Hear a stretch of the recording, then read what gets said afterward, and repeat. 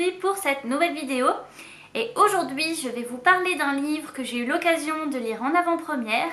J'ai eu beaucoup de chance de le recevoir et je remercie vraiment les éditions Hachette pour l'envoi de ce livre.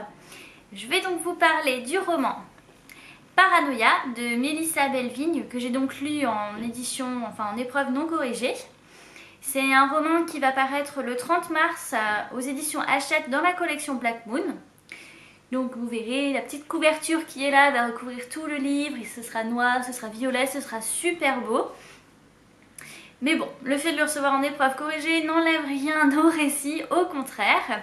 Et je vais vous en parler tout de suite. Avant toute chose, je sais que vous allez dire « Mais Mélissa Bellevigne, c'est Golden Wendy, c'est ça ?» Alors oui, à la base, Mélissa est une youtubeuse, principalement en fait une blogueuse, qui était beauté, qui s'est maintenant diversifiée.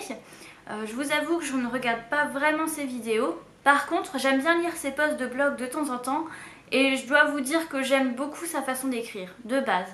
Ensuite, je sais que vous allez me dire, oui, mais maintenant tous les youtubeurs sortent des livres. Certes, les maisons d'édition surfent sur la vague du succès d'Enjoy Phoenix. Par contre, là, il n'y a rien à voir avec un livre autobiographique, un roman, un livre de conseils. Ça va pas être un livre de fitness, bien-être avec des photos, il n'y a pas de tutoriel, rien du tout. C'est une simple œuvre de fiction, tout ce qu'il y a de plus fictionnel, hein, parce que là, si elle a vraiment vécu ça, chapeau, hein. Donc, pour vous parler du livre, Paranoia raconte en fait l'histoire de Judy, une jeune femme qui a l'habitude de voir un homme qui s'appelle Halloween, mais que personne ne voit. Du coup, on va découvrir dès le début du roman qu'elle est internée dans un hôpital psychiatrique. On ne sait pas pourquoi, apparemment il s'est passé un événement en octobre, et elle va être suivie par une psychiatre du nom de Lisa qui va tout faire pour découvrir les causes de sa folie et qui va tout faire pour l'aider à s'en sortir, d'autant plus que Judy est enceinte, voilà. Le problème, c'est que Judy ne semble pas vouloir de cet enfant, ne semble pas vouloir s'alimenter pour le tenir en vie, au contraire fait tout pour mettre fin à ses jours. Ça, c'est pour vous remettre rapidement l'histoire dans le contexte. Ce dont on va parler, c'est vraiment du contenu de ce livre. Avant toute chose, je vais parler du contenant, parce que même si j'ai les épreuves non corrigées entre les mains, je dois dire que la couverture est juste magnifique. C'est une couverture dont j'avais vu que Mélissa avait écrit sur son blog justement qu'elle avait été travaillée, retravaillée, retravaillée. Et je dois dire qu'elle représente parfaitement bien l'ambiance du roman. Déjà, j'ai beaucoup aimé les couleurs. J'aurais été capable, si je ne l'avais pas reçu, j'aurais été capable d'acheter ce livre rien qu'à sa couverture parce que je le trouve trop beau. Bonjour la fille superficielle, salut! Parler de la couverture, c'est bien beau, mais je sais que ce qui vous intéresse, ça va être le contenu du livre. Alors déjà, je dois vous dire que j'ai vraiment passé un très bon moment avec ce roman. Je vous avoue que les premiers chapitres, via le point de vue de Lisa, parce qu'en fait c'est un roman où il y a une alternance de points de vue. En tout cas, les premiers chapitres du point de vue de Lisa, j'étais un peu perturbée par rapport au style d'écriture. Voilà, je me suis dit, je sais pas, il y avait un petit truc, je ne sais pas. Toujours est-il que la sauce a quand même pris. Et voilà, j'ai été emportée par le roman. C'est vraiment le genre de roman où, lorsque je le posais, le matin, en allant au travail, j'étais dégoûtée de devoir aller travailler. Et toute la journée, je pensais en fait à la suite du roman. Du coup, c'est vrai que j'ai élaboré quelques théories. Je m'étais fait une liste de questions. Dès le début du roman, les questions, je voulais voir si on avait les réponses à la fin. Je dois dire que j'ai pas été déçue par rapport à ça. L'auteur nous ouvre quand même pas mal de questions. Les personnages se posent pas mal de questions. Et c'est vrai que pour la majorité d'entre elles, on a une réponse. Je vais dire la majorité, mais pour la minorité qui reste, on y reviendra plus tard. Donc, comme je vous disais, c'est un roman où il y a une alternance de points de vue. Donc, nous avons autant les chapitres de Lisa, donc les chapitres dans le présent, que ceux de Judy, donc ceux qui sont dans le passé, ceux qui sont en octobre lorsqu'il y a eu ce fameux événement. Et j'ai vraiment beaucoup aimé déjà cette façon d'écrire. Moi déjà j'aime bien quand il y a une alternance de points de vue. J'aime bien quand il y a des passages, quand il y a des retours dans le passé. Et là, déjà j'ai été servie. Ensuite, ce que j'ai vraiment beaucoup aimé également, c'est les différents styles qu'on rencontre dans ce roman. Il y a des secrets de famille, il y a de la romance, il y a limite une intrigue policière, il y a tout un passage historique que j'ai également adoré. Et franchement, rien que là, j'ai envie de lui dire chapeau. Pour un premier roman, Elle s'en est vraiment sortie avec beaucoup de brio par rapport à ça. Là-dessus, il n'y a rien à dire. L'intrigue, il y a un petit détail que je pensais, mais je vous avoue que j'ai quand même tapé à côté de la plaque concernant le personnage d'Alwyn.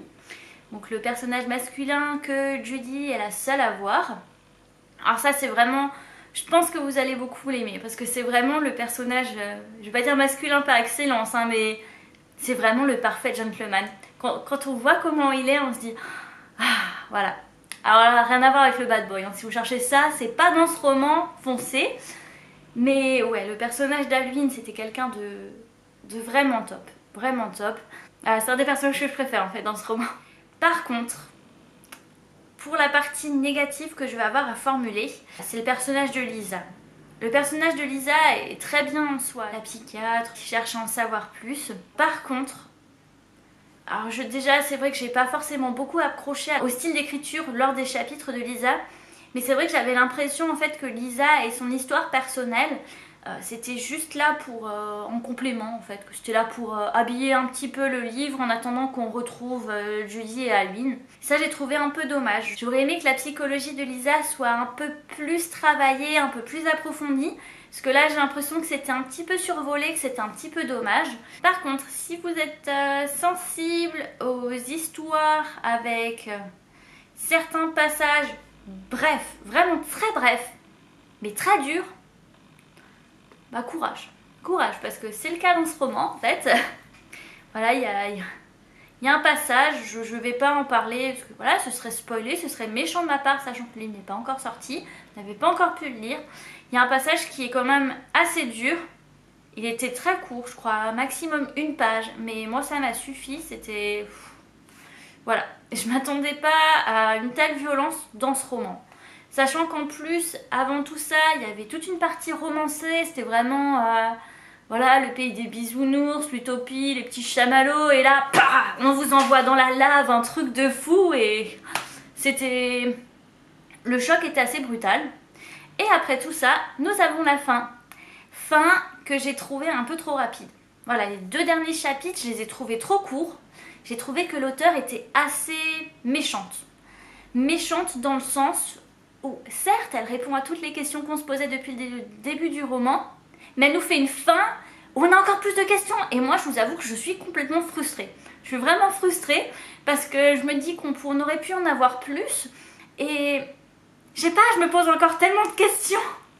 Je me pose encore tellement de questions. Je vais pas vous citer lesquelles parce que, encore une fois, ce serait vous spoiler, vous donner des indices par rapport à la fin. Et ça, je n'ai pas du tout envie de le faire.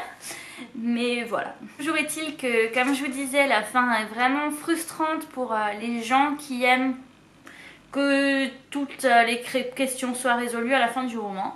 Là, c'est clairement pas le cas. Pour faire simple, c'est un roman que j'ai vraiment beaucoup aimé. Que ce soit l'intrigue, les personnages, hormis Lisa peut-être, l'alternance des points de vue, les différents types de récits qu'on retrouve au sein de ce roman. Par contre, il est vrai que la fin est quand même un peu abrupte et trop rapide à mon goût. Elle aurait mérité quelques pages supplémentaires. Maintenant, peut-être que c'est une porte ouverte à un autre roman. Qui sait ? Si ce roman vous intéresse, sachez qu'il est disponible à partir du 30 mars de cette année 2016, dans toutes les bonnes librairies je pense. Au pire, vous pouvez le commander chez votre libraire, ça arrivera très vite. C'était une très bonne lecture, je vous le conseille. Pour les personnes qui sont alsaciennes, sachez que Mélissa sera en dédicace le samedi 2 avril à la librairie Kléber. Je ne sais pas encore à quelle heure. J'espère que ce sera assez tôt dans l'après-midi parce que j'aimerais bien pouvoir m'y rendre. Maintenant bon, on verra bien, ce sera la surprise. En attendant la prochaine vidéo, je vous souhaite de passer une bonne semaine, d'avoir de bonnes lectures et je vous dis à bientôt. Bye!